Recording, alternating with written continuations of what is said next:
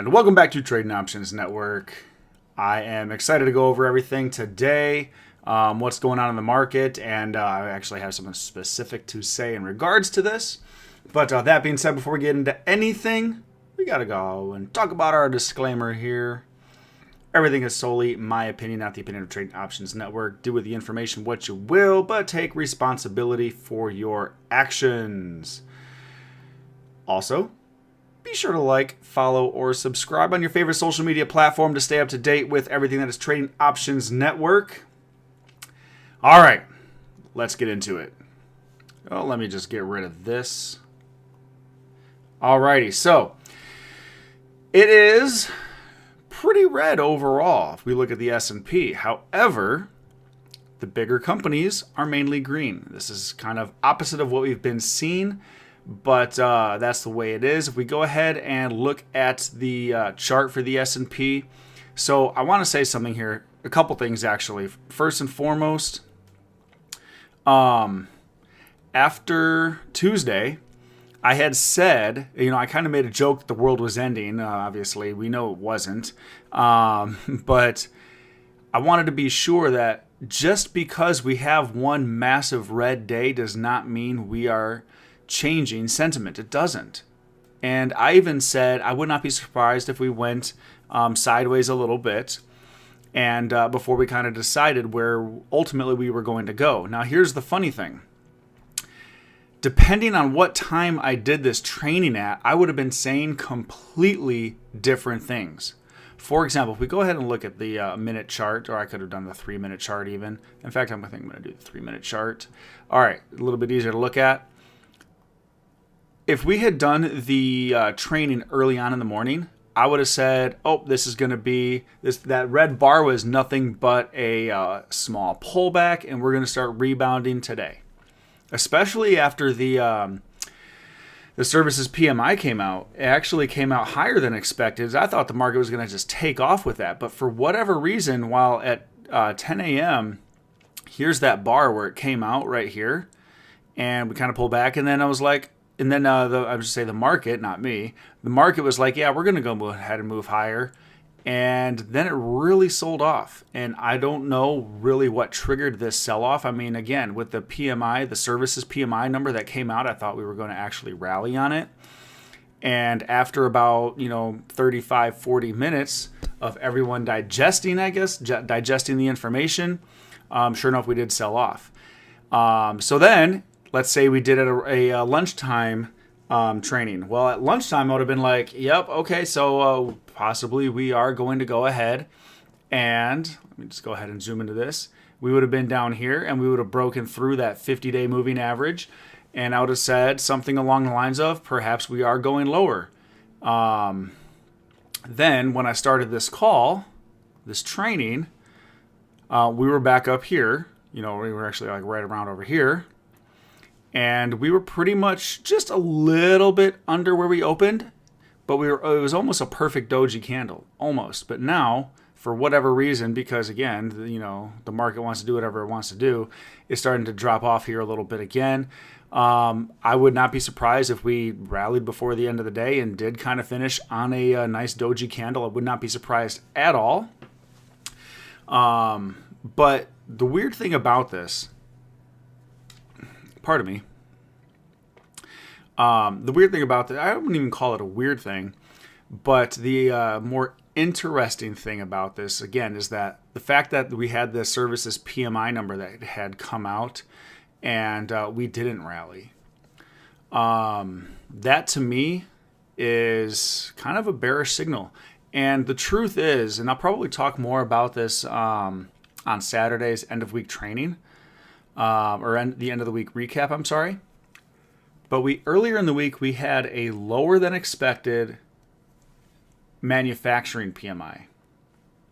Today, we had a higher than expected services PMI.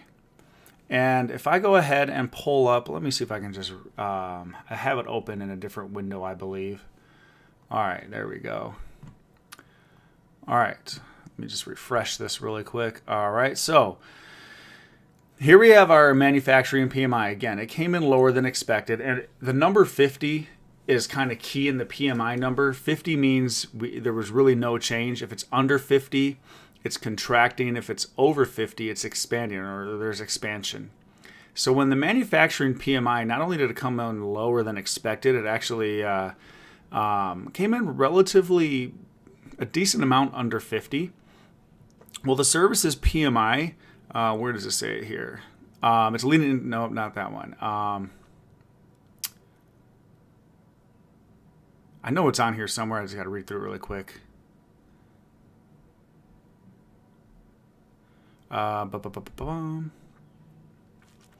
It's leading indicator. Could have sworn it was on here. Maybe it's not on here after all. PMI is a little bit different. The services PMI is it's more, it's the services. Surveys about 300 purchasing managers, which asks for something. Okay, so this is the exact same definition. Why don't we go ahead and we'll just open up a new window and see. Gosh, if I can type services PMI versus manufacturing PMI. All right, so good old Investopedia here. What does Investopedia have to say, or how does it want to define? Oh, this is just PMI in general. That's not what I'm looking for. Well, screw this. In general, the manufacturing PMI is, of course, the expansion or contraction of manufacturers. So the companies that are creating the goods that are going out to the market. The services PMI is the services rendered. Okay, those are the stores that are taking in all this manufacturing, the manufactured goods, and so on and so forth. So my concern here is that we have, and maybe this is what's causing the sell-off today, we have lower than expected manufacturing but higher than expected services. So perhaps people are looking at this as, I'm not going to say to the extent that we went through during COVID, but a supply and demand issue, perhaps, where the supply is going to start running low, which is going to cause the demand to start rising, and that's going to cause prices to go higher. And we could potentially see more inflation. And maybe that's what caused this little bit of a dip here. People they saw the news and they saw the news was good, so they started buying really quick, and they're like, wait a second, manufacturing PMI was low. This could be an issue. I mean, I don't know if that's truly the case, but that's kind of what I thought for a little bit when I saw those numbers. Like, I thought it was interesting that the manufacturing PMI would be low and the services would be high. So we'll see what ends up happening, but let's go look at the day chart again. So bottom line here is we are still kind of right smack dab in the middle of the 20 and 50-day moving averages, which are also close in amongst themselves. We're smack dab in the middle of the Bollinger Bands. I don't think we're going to be going anywhere for a little while unless we have some kind of news that comes out that absolutely tanks the market or causes it to just run up. Something big would have to happen. But I still think that we're going to turn this around, and we are going to go a little bit higher before the election happens. Doesn't mean I'm going to be correct, but I do expect the Bollinger Bands to come a little bit closer together before, any direction is, I'm not going to say picked, but established. Before we establish any particular direction, I would expect these Bollinger Bands to come a little bit closer. Now, again, I could be totally wrong, and tomorrow, it could just gap up or gap down and just be a total running day in one way or the other, and that would absolutely destroy my theory today in one day. It's happened before. It'll happen again. Nobody's perfect. I'm definitely not perfect. I'm only going on what I believe is going to happen. And again, I believe we're going to be relatively neutral here for a little while longer. At least until the next FOMC meeting. I think the next FOMC meeting could really actually establish, where the market's going to ultimately go. And I think it's next week, if I recall. Maybe not. Maybe it's 2 weeks. There it is. Yeah, it's 2 weeks. So it's Wednesday the 18th. Okay, is when we have the next FOMC meeting. So, until then, I would not be surprised if we're relatively flat. We might see a little bit, a few small ups and downs. But yeah, give it 2 weeks and then we'll kind of figure out, in my opinion, where the market wants to go.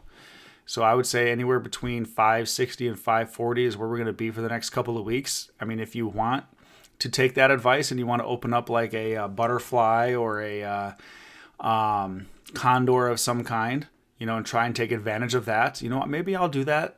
I wouldn't be a huge position, maybe a 1.5% to 2% position. Nothing crazy, but I honestly, I think that would be a decent trade. I really do. In fact, I think I might actually make that trade, because even if we were to go down a little bit, I have a feeling we'd bounce. And if we go up a little bit, I have a feeling we'd come down. And if we come down towards that center around that 550, if we want to do a targeted butterfly around that 550, we can cross it a couple of times, in which case that would be a theta play. And we could, have a decent return on that, especially if it is closer to those 2 weeks when we are, and we're still around that 550 mark. I think 550 in general is a key number, just because it's smack dab between 500 and 600. I think just psychologically people will like that number, and it'll just hang around that number a little while. But again, we'll see what happens. Now, I do want to bring up the RSP. So if we look at the RSP is having a bigger pullback than the S&P. Okay, yeah, we had that big red day on Tuesday. Yesterday we had a doji with a longer upper shadow on the S&P, but this one we had a relatively equal.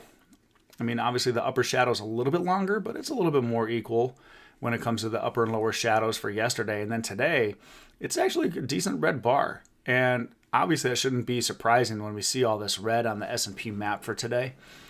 Clearly there are a lot more red companies than green companies today. But again, these bigger companies are holding it up, which again is opposite of what we've been seeing. Lately, we've been seeing a lot of this, hence this rally right here, even though we were flat on the S&P right here for, a week and a half, this was still going up because these smaller companies were all green while the bigger companies were red. And now that the bigger companies are green and the smaller companies are red, we're seeing a pullback on the RSP. Now, we are hitting the 20-day moving average here on the RSP. In fact, we did pretty much touch it. It came very, very close. We can argue that that's a touch. And maybe this is going to be a bounce for the RSP, in which case, if the RSP bounces, we will probably see a small jump here in the S&P as well, but it's not guaranteed, of course. So I don't know. There's a lot of interesting things going on, but again, one thing I did want to point out that I mentioned earlier that I was going to talk about today is this is one of the reasons why I went from 2 trainings to 1 training, and specifically closer to when the market ends or closes, I should say, because had I done this training this morning or a training this morning, we would have been talking completely differently than what we are talking right now. I'm going to go ahead and pull up the 3-minute chart again. So, over here, when we first came onto this call, I did mention that I wouldn't be surprised to see a rally, and we finished closer to a doji. But as of right now, we still have 8 minutes left. We could see it. We could see a little bit of a run up. The last few minutes of the day will usually have some kind of movement in one way or the other. But as of right now, it's proven me to be wrong, and it does want to finish closer to the lows than the highs. But we'll see what happens in the next 8 minutes. I'm not going to stay on this call for the next 8 minutes. But if you wanted to watch it just out of curiosity and see what happens, if it does close as a doji, I think that's going to be relatively strong moving until tomorrow. We do have, I believe, the unemployment numbers tomorrow. Come on, there we go. Yeah, unemployment rate, non-farm unemployment change, and the average hourly earnings. Oh, we do actually have FOMC member Waller speaking tomorrow. I don't remember exactly who Waller is, and Williams. Obviously, they are part of the, FOMC, what do you want to call it, the committee. So apparently Waller has a little bit more pull than Williams, hence why this is a red and this is an orange.